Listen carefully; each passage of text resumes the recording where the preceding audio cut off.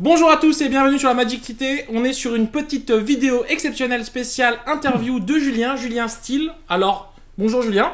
Bonjour. Et on est en compagnie aussi de notre bon cher Jocelyn Lomont. Salut à tous. Alias Asimov. Alors, cette interview, elle est là pourquoi? C'est parce que du coup, notre cher Julien, il a fait un petit top 4 de GP il y a environ une semaine. Donc, on avait envie un petit peu de profiter de ce moment pour avoir un petit peu justement ses impressions, ses envies. Donc, on va commencer par Julien. Voilà, si tu peux un minimum te présenter. Donc, voilà, ton nom, ton prénom, d'où tu viens, de quelle ville. Voilà, Julien Steele, j'habite à Strasbourg depuis un bon moment. J'ai toujours joué à Magic en Alsace. Ça fait un petit peu plus de 15 ans que je joue. Et voilà, je visite un petit peu toutes les villes d'Europe pour aller jouer des Grands Prix. Voilà. Donc du coup, au niveau du parcours, donc la petite question c'est, tu as commencé donc Magic il y a 15 ans, tu as donc commencé par le standard, je pense? J'avais pas vraiment de format, on jouait en casual, donc à la maison, et puis après, oui, le standard et ensuite l'étendu. À l'époque, on avait encore l'étendu. Et voilà, le limité, comme tout le monde. Ouais. Voilà, alors du coup, on a vu que tu as fait un top 4 de GP. Est-ce que tu as eu d'autres achèvements, d'autres petits tops durant ta carrière, ou est-ce que c'était ton premier, on va dire, top 8? Non, alors j'ai fait un top 8 il y a 1 an et demi, sur un Grand Prix en standard à Varsovie, et voilà, c'est tout pour les Grands Prix. C'est pas mal. Présence en Pro Tour? Et ça va être le 7e Pro Tour auquel je vais participer. Donc tu en as déjà participé à 6 là. C'est ça. C'est quand même pas mal. C'est quand même pas mal, hein, je veux dire. Voilà. Donc du coup, on va parler plus sérieusement du GP Lyon, puisque ce GP qui a eu plus de 2000 joueurs. Du coup, la première question qu'on va poser, c'est quel est le deck que tu as choisi et pourquoi tu as choisi ce deck-là pour ce GP?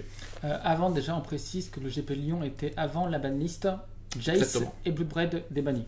Voilà, exactement. Donc on n'avait pas le droit, même si on espérait qu'il y avait des joueurs qui arrivaient avec pour se faire des culs, mais... C'est ça. Ça a dû arriver. Et il y en a eu 0. Il y en a eu avait zéro. Exactement 0, ils étaient très fiers de l'afficher. C'est ça. Mais non, alors j'ai choisi de jouer Mono Vert Tron. Je joue le jeu depuis 4-5 ans et je le joue sur tous les Grands Prix en moderne. Donc je connais très bien le jeu, et c'est vrai que voilà, on change des fois de version, rouge-vert, vert-blanc, vert-noir, mais là j'ai décidé de jouer mono-vert pour éviter trop les casse-terrains.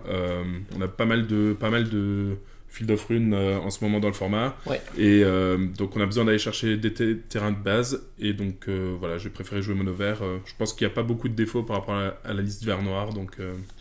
La seule raison de jouer vert dans ce deck, c'est la carte Ancien Frémissement. Regard Sylvestre. Et Regard Sylvestre. Aussi les deux decks. Voilà.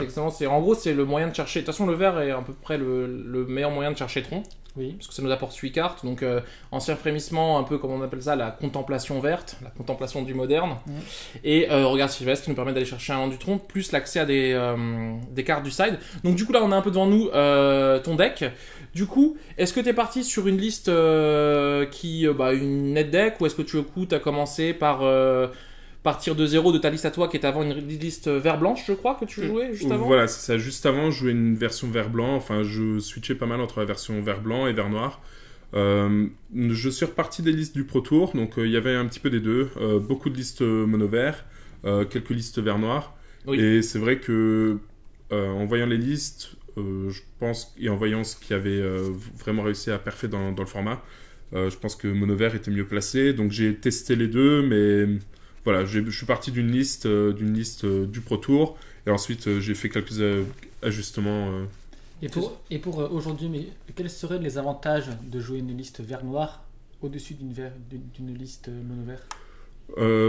Essentiellement pour Collective Brutality, pour les match-up comme Mono Rouge, et pour Burn. Et puis après, je pense que Fatal Push, c'est pas très bien. Mais les saisies en sideboard sont très très bien par contre, donc C'est ça. voilà, et ça permet aussi de jouer les dislocations, si on préfère jouer dislocation que Fatal Push, pour du mana noir plutôt que de payer des points de vie. C'est ça, parce que du coup, c'est vrai que la version noire, elle est un petit peu mieux contre les packs combo, qui peuvent des fois partir un peu plus vite. C'est ça. Et du coup, c'est vrai qu'avoir Collective Brutality nous permet d'enlever par exemple l'éphémère qui va faire combo, ou quelque chose comme ça. Contre Storm, par exemple, mais c'est vrai que du coup, Storm a été très très peu finalement attendu au GP Lyon. Ouais. Je sais pas si tu en as croisé beaucoup, toi. J'ai eu la chance de ne pas en croiser. Voilà. Non, c'est vrai que les jeux combos, je pense qu'on s'attendait à ce qu'il y en ait un petit peu plus que ça. Il n'y en a pas eu beaucoup enfin, on n'en a pas vu. Et c'est vrai que on a eu beaucoup de mardus pyromanciens, on a vu toutes les listes en fait qui ont perfé au Pro Tour. Et c'est vrai que il n'y avait pas de combo, donc on était plutôt tranquille. C'est ça. On voit aussi qu'il y a eu on va un peu rester encore sur ta liste, on voit qu'il y a eu beaucoup d'ajouts en fait récents. C'est vrai que sur les listes de troncs, ce qui a permis aussi le mono vert, c'est qu'il y a Baliste Ambulante, qui est une carte qui est arrivée, qui du coup est comme une bonne bête, que ce soit en début de game ou en fin de game, dans le sens où au début on peut même commencer à devoir tuer un dork s'il faut... Et en fin de partie, on va pas se mentir, hein, j'ai mis le mana, je sais pas quoi en faire. C'est ça. Et du coup, c'est vrai que contre on parlait des combos, mais c'est vrai que du coup en side maintenant, t'as quand même un side où tu t'es quand même un peu attendu à combo, dans le sens où il y a les extractions chirurgicales x3. Il y a les voyants ligatureurs qui sont pareils, qui si tu fais tronc T3, sur le play, avant qu'il parte en combo, tu fais le voyant, tu lui enlèves une carte à combo. Donc alors c'est pas aussi fort que collective parce que ça arrive minimum tour 3, mais c'est quand même des cartes anti-combo qui sont là. Alors du coup voilà, c'est un side qui est assez il est assez carré, on va dire, trois exemplaires des cartes principales, voilà. Donc tu le disais, chirurgical, quasiment toutes les listes en jouent 2 quand elles en jouent. J'en ai joué 3, c'est pareil pour les quartiers fantômes, j'en ai mis 2, pas mal de listes n'en jouent qu'un seul et préfèrent jouer la 5e forêt. Essentiellement j'en ai mis 3 parce que pour le mirror. Voilà, pour casser un terrain et pouvoir tous les exiler.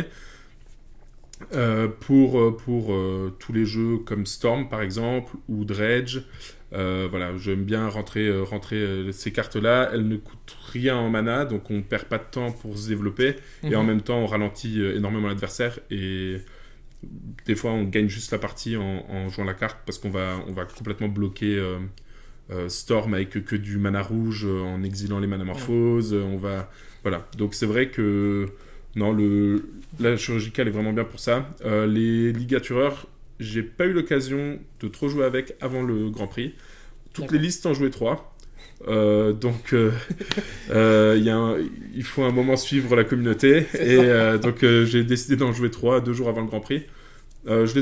J'en ai pas trop eu besoin, excepté pour le Mirror, comme je rencontrais quasiment que des jeux à base créature, donc... C'est sûr, et c'est vrai que quand on pense à l'extraction locale, c'est vrai que l'avantage du mono vert, c'est que contrairement à version vert noir, tu as l'accès à 2 quartiers fantômes de base. Ouais. Donc c'est vrai que contre le miroir, pour avoir un 2e quartier fantôme, avec les surgicales, c'est quand même bien plus intéressant, puisque du coup ça t'ouvre vraiment ta base de mana en fait, qui est... Voilà, ouais. On a vraiment l'option de pouvoir voilà, casser les terrains beaucoup plus facilement et assembler cette petite combo.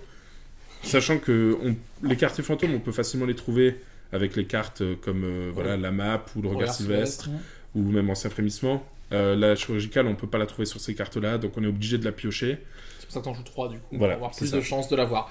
Voilà. Sur le reste de la liste, ça reste une liste plutôt standard, je veux dire, voilà. Il y a juste un point que j'aimerais aussi savoir, c'est que avant dans la liste mono vert, on jouait le gros ton 6-7 qui pétait le Worldbreaker. Ouais. Oui. Pourquoi justement il est absent à présent dans les listes en général?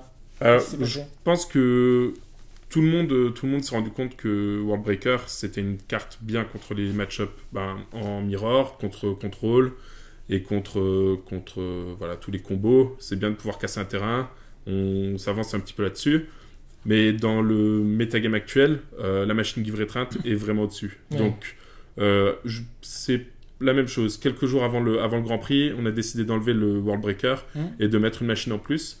Et après avoir rajouté la 3e, j'ai même hésité à jouer la 4e. Parce que c'est vrai qu'on a vraiment des match-up où on joue la machine et on ne peut plus perdre.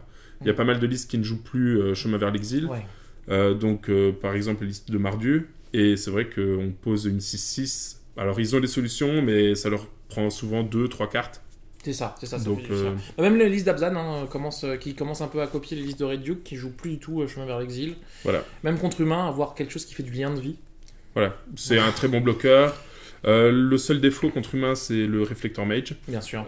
Mais voilà, sinon c'est vraiment une bonne carte. À ce sujet, mais quels sont tes bons et tes mauvais match-up? Les bons match-up, je dirais humain fait partie des match-up qui sont vraiment accessibles. On a Dredge, c'est pas si mal.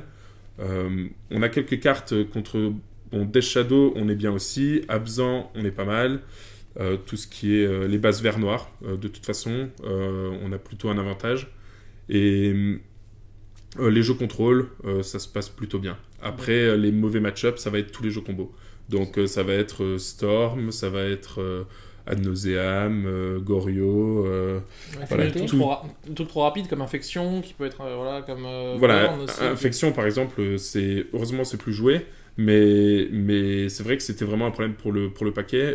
Il y en a encore quelques-uns qui le jouent, mais c'est vrai que la perte de JTEX and Probe a fait que... a calmé le pack. Voilà, et puis c'est vrai que la petite baliste ambulante, des fois, pouvoir juste la mettre à 1 puis lui casser son... Voilà, alors je sais parler d'affinité, ça fait partie des cartes qui cassent un match-up. Donc voilà, contre affinité par exemple, une baliste...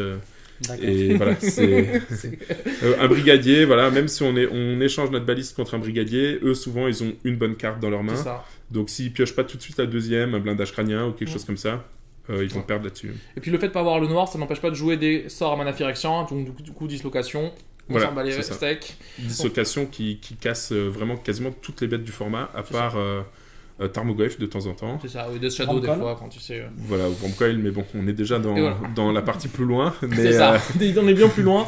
Et dernière chose, tu as décidé, il y a des listes qui t'es passé à 1 Hugin, toi t'es repassé à 2 Hugin. Tu trouvais que dans le méta actuel, c'était important? Oui, alors pour moi, je pense que vraiment les cartes qui peuvent pas bouger, c'est les pierres de l'oubli, ça c'est sûr. Pour moi, il y en a 4. Je vois pas mal de listes qui en jouent 3 et jouent un Olys Dust.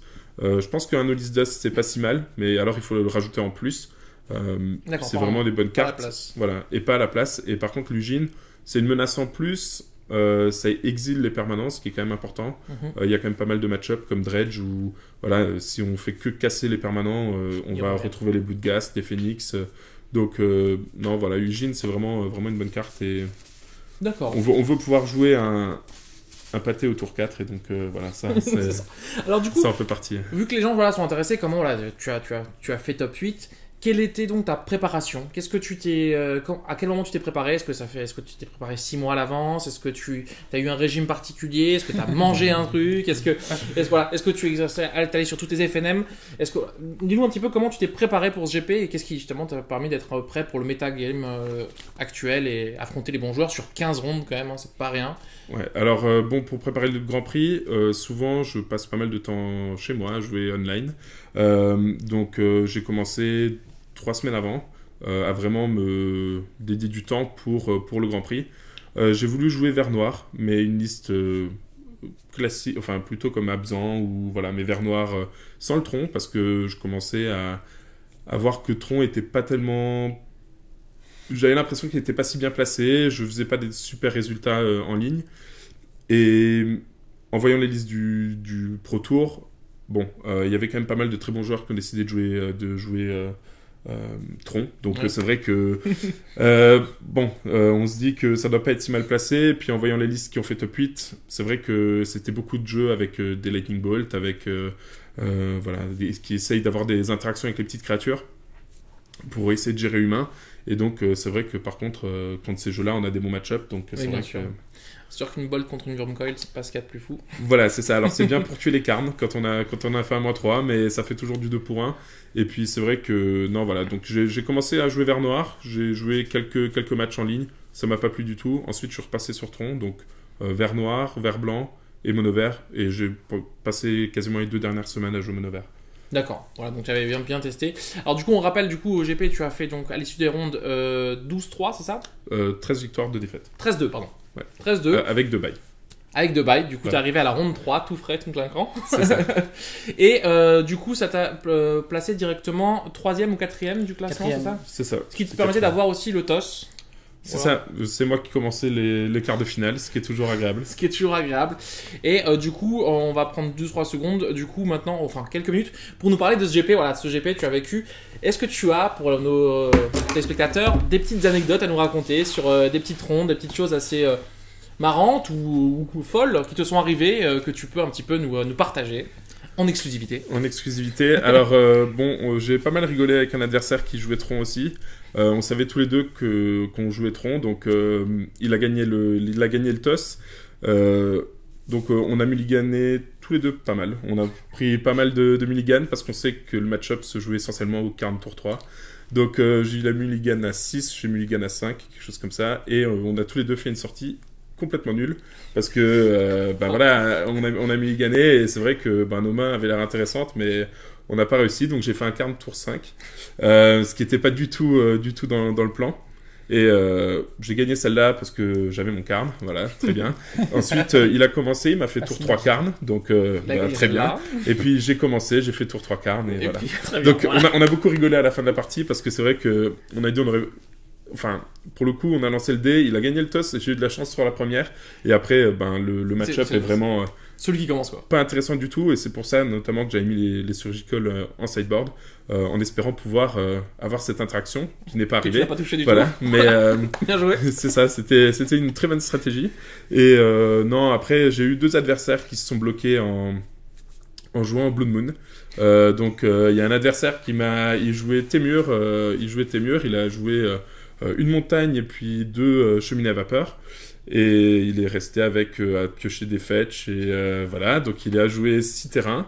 Il avait un Snapcaster sur la table. Moi, pendant ce temps-là, j'ai joué 6 terrains, j'ai joué une Wormcoil et j'ai joué un Karn. Et j'ai pas du tout cassé la Blood Moon. Parce que ça t'a arrangé en fait au final. Moi, c'était très bien. Voilà, Il peut plus jouer. J'avais plein de terrains en main, donc je l'ai vu. J'avais une Oblivion Stone. J'ai joué mon Oblivion Stone au tour 3. Au tour 5, j'aurais pu la craquer pour libérer le tronc, mais non, je savais que j'avais ma Wormcoil qui arrivait juste derrière. Donc non, c'était pas mal. Et j'ai eu un joueur d'Affinity aussi qui a joué une Blood Moon au tour 2. Donc c'était plutôt pas mal pour lui. Surtout pour un Affinity, normalement, qui est censé avoir une pression derrière quand même. Voilà, mais seulement il avait 2 Nexus, et donc c'est bloqué les 2 Nexus avec sa Blood Moon. Donc moi j'avais une Nature's Claim, j'avais le plus 3-3 aussi. Ouais. Le problème du plus 3-3, c'est que quand il rentre Blood Moon, je peux plus le caster à moins l'incolore. Voilà, il me faut l'incolore. Et j'ai aucune autre source que mes terrains. Donc j'avais le choix avec ma Nature's Claim de pouvoir détruire sa Blood Moon ou un blindage crânien et libérer mon anti-bet. J'ai tué le blindage crânien, j'ai laissé la Blood Moon et je l'ai tué avec sa Blood Moon sur la table. Donc ça c'était plutôt pas mal, surtout qu'il a essayé d'animer son Nexus. Donc voilà, ça lui a valu un petit appel d'arbitre. Mais c'est normal. Voilà. Mais on le dira jamais assez pour les gens qui jouent contre Tron. Lune de sang tout seul, ça ne fait rien. Voilà, il faut de la pression, il faut quelque chose pour mettre des dégâts. Parce que lune de sang, c'est bien. Lune de sang, voilà, c'est bien. Moi, je mets des landes. Et puis, au bout d'un moment, qui est la plus grosse. C'est ça. Non, mais c'est un peu... Si on arrivait à aligner les terrains, la lune de sang fait rien. Enfin, contrairement aux jeux Eldrazi qui, eux, ont besoin de l'incolore pour caster leur spell. Parce qu'il y a absolument l'incolore dans TKS, dans Smasher et dans Précurseur de la Fin. Dans les jeux, dans Hugin, dans Karn et dans Wormcoil, c'est du générique. C'est pas de l'incolore. Donc, on peut prendre du rouge et faire pour 6 rouges Wormcoil. Voilà. C'est exactement ce qui s'est passé. C'est ça, exactement. Du coup, merci pour cette petite anecdote. Là, du coup, on va parler un petit peu, comme l'a dit Ghislain, il y a eu, dans ce deck, il y a eu des bans. Il y a eu Jace, The Mind Sculptor, qui a été débanni et qui, du coup, n'était pas autorisé jusqu'à le lendemain du GP. Et Bloodbraid Elf. Alors, toi, maintenant, en tant que joueur de Tron, est-ce que c'est des cartes qui te font peur? Ou est-ce que c'est des cartes où tu te dis, par exemple, c'est super, c'est bien, ça fait que rendre Tron plus fort? Au départ, je pensais que la Jace allait peut-être poser le problème parce que les match-ups contre blanc-bleu c'était pas si mal, et avec Jace, quand on n'est pas préparé, c'est vrai que c'est un petit peu différent. En testant pour le Grand Prix, 2 jours avant le Grand Prix, je testais online et le Jace était déjà autorisé online. Depuis le mercredi, oui, parce voilà, que c'était 2-3 jours avant. Et donc, pardon. Et donc du coup, c'est vrai que je m'y attendais pas du tout et j'ai perdu la partie sur son Jace. D'accord. mais non, sinon, si on s'y attend, c'est vraiment pas trop un problème pour Tron pour le moment. On a pas mal de créatures en sideboard, beaucoup plus de menaces, donc les 4-4, les Tractusk. On rentre toutes les menaces et on l'oblige à jouer, à répondre à chacune des menaces les unes après les autres. Donc c'est vraiment pas si mal. Les problèmes de Bloodbraid Elf, par contre, c'est que l'avantage c'est qu'on va retrouver des listes de Jund et plus d'Abzan. Donc on a plus de Sunny Silence en sideboard, voilà, parce qu'on était obligé de rentrer les Nature's Claim contre Abzan. qui n'avaient qu'une seule cible, c'était les Stony Silence, mais on était obligé de les avoir quand même. Alors que maintenant, on va plus du tout les rencontrer. Par contre, toutes les listes jouent beaucoup plus agressives. On va retrouver des gobelins Rabblemaster, Des bolts en plus. des bolts en Qui avaient un peu plus, disparu, voilà, qui disparaissaient un peu. Alors, les bolts, c'est pas tellement un problème. Oui. Moi, j'espère que pour la suite, dans 2 semaines, on a un autre Grand Prix où on va jouer moderne aussi. Et j'espère... Mes attentes, on va avoir beaucoup de Jund, on va avoir beaucoup de jeux qui essaient de jouer Jace. Oui. Donc on va rentrer dans un metagame qui va être beaucoup plus mid-range, voilà. Donc les gens vont avoir tendance à monter la curve un tout petit peu pour pouvoir battre les mid-range. Et ça va être un gros avantage pour Tron, parce que la discard dans les battles de mid-range, si les parties durent longtemps, c'est pas terrible. Donc ils auront un petit peu moins de discard. Les premières listes qui sont sorties, il y avait seulement 4 discards de lutte 6. Oui. Donc pour Tron, c'est plutôt un avantage. Oui, bien Maintenant, sûr. Parce que discard, BBE dans discard au tour 4, quand il n'y a plus de main inverse, c'est pas... voilà, c'est ça. Ils ont baissé C'est un pas... peu leur Ils discard. descendent un petit peu et parce qu'ils s'attendent aux parties un petit peu plus longues avec même les anti-bets changent. Oui. Et pour moi, il n'y a pas de problème. Et donc, si Junt devient mais populaire, mettre une 4e Worm Call peut être un choix intéressant. Voilà. Après, si on a beaucoup plus de Jund, effectivement, la Wormcoil en plus peut faire un bon effet. J'ai un petit peu essayé de commencer à changer un petit peu le deck avec l'évolution qu'on voit notamment en ligne. Bien sûr. Et j'ai essayé les Thundering Titans, voilà, parce que je m'attendais à pas mal de... Jund. à Jund et pas mal de jeux tricolores pour les jeux bleus. C'est pas mal. Voilà, c'est ça. On détruit 3 terrains. Et au passage, encore quelques-uns quand il s'en va. Voilà. Donc c'est vrai que c'est pas mal du tout, mais on a encore trop de jeux humains qui n'a pas un seul terrain qui va être cassé dessus. Donc du coup, c'est... Affinity, on a vraiment beaucoup de jeux qui n'en jouent pas tant que ça, des Ravland notamment. Et du coup, tu resteras toujours sur Monovert avec cette nouvelle arrivée de jeux avec Jace et Blood Red Elf, ou est-ce que du coup ce serait justement intéressant maintenant de rajouter peut-être du blanc ou du rouge ou du noir? Ouais, c'est une bonne question. Alors pour le moment, je suis sur Monovert parce que je pense que pour le moment, on n'a pas encore assez de retour. Les jeux midrange, on va en avoir un petit peu plus probablement au cours de la semaine prochaine. D'accord. Et je m'attends qu'en début de semaine d'après, le format évolue quand même très très vite, surtout en ligne. Donc, et tout le monde se base sur les résultats en ligne ensuite pour aller participer au Grand Prix. Donc c'est vrai que je m'attends à ce qu'il y a une forte croissance des jeux midrange, et donc on va se retrouver avec beaucoup plus de Tron, peut-être aussi. de Tron, peut-être. Mais je pense que la base de mana, on va pouvoir la changer, parce que des fils de fruits, il y en aura un petit peu moins. C'est moins bien dans ce format-là, je pense. Sûr. Et donc on va se retrouver avec un petit peu moins d'intérêt. Il y a moins de Pass to Exile, il y a moins de fils de fruits, peut-être moins de Ghost Quarter. Donc il faudra penser à peut-être rajouter une couleur. Alors. Parce que là, on a parlé des débans, mais aussi beaucoup de joueurs me demandent le ban d'une carte de Tron. Parce que comme qu'en penses-tu? Non, parce que justement, on l'a vu, mais lors de ce GP, dans le stream, le Tron de tour 3, il est quand même très très souvent là. Et ça pose des problèmes à des joueurs en mode c'est cool, mais bon, si tour 3 tu as 7 mana, alors qu'on a déjà banni le temple de Trazi, non, l'origine. Est-ce qu'il faut ban la mine? Ça, est-ce que c'est cohérent? Je pense que ce serait une grosse erreur de leur part. Explique-nous, Père Castor, explique-nous s'il te plaît. Non, très clairement, je pense qu'on n'aura pas de ban directement dans les Landes. Pour Tron. Le premier ban possible serait Ancien Frémissement, mais je pense que ça n'a pas assez d'impact encore dans le format. Bien sûr. Et parce que c'est vraiment la carte qui permet et de trouver les terrains en début de partie, et de trouver ensuite les gros sorts en fin de partie. Donc c'est vrai que je pense que ce serait la carte à bannir, surtout qu'elle aide quand même pas mal de jeux, comme la nouvelle version de Rouge-Vert. Elle permet d'aider Rouge-Vert Eldrazi, Bant Eldrazi, elle permet d'aider Lanterne, qui cherche son piège-pont sur 5 cartes. Et c'est vrai que ça permettrait de calmer plus de jeux que juste trop alors. Et il y a les jeux amulettes aussi. Et les jeux amulettes qui sont en train d'essayer Jace maintenant, parce que des Jace T2 c'est marrant. Dans ce cas-ci, peut-être alors bannir Regard Sylvestre. Qui est juste une carte. Alors la carte qui a l'air de poser, pour ceux qui suivent un petit peu les forums, la carte qui a l'air de poser problème à certains pros aussi sur certains articles, c'est pas les Landes du Tron, pour eux c'est vraiment Ancien Frémissement, parce que voilà, c'est vrai que pour eux ils trouvent que pour un seul mana, regarder sur 5 cartes, et c'est vrai que la condition qui est de trouver quelque chose d'incolore dans les jeux qui la jouent n'est pas vraiment une condition qui pose un problème, ni dans Tron, ni dans Lanterne, ni dans Eldrazi. un peu plus dans Amulette, mais encore tu peux trouver un Boonsland, enfin bref. Donc du coup, voilà, c'est une carte qui a perdu à peu près son défaut, et il y a pas mal de pros qui sont pour son ban. Il y a d'autres pros qui sont pour qu'on la garde, mais c'est vrai que c'est la carte qui fait le plus débat si jamais il y avait une carte du jeu Tron qui devait être ban un jour, je pense. Voilà, je pense que ce serait la première, enfin, on peut pas remplacer Ancien Frémissement dans le deck. Il n'y a pas d'autres cartes qui font ce que ça fait, voilà. Je pense que si on venait à bannir Karn, les gens trouveraient peut-être d'autres cartes moins fortes, mais qui pourraient impacter aussi très tôt. Puis il y a un nouveau Karn qui va arriver aussi bientôt. Alors, Dominaria, voilà. on compte sur toi. Tous les joueurs de Tron sont là en mode allez, on y croit. C'est ça, on est tous là pour ouvrir un nouvel arpenteur, mais surtout un color. Mais non, oui, c'est sûr que je pense qu'il y a des cartes qui pourraient se remplacer. Ugin pourrait se remplacer, comme on disait, par Ulysse Dust. Ulamog peut se remplacer facilement.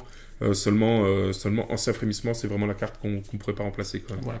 Donc les projets, voilà, c'est ça, c'est de...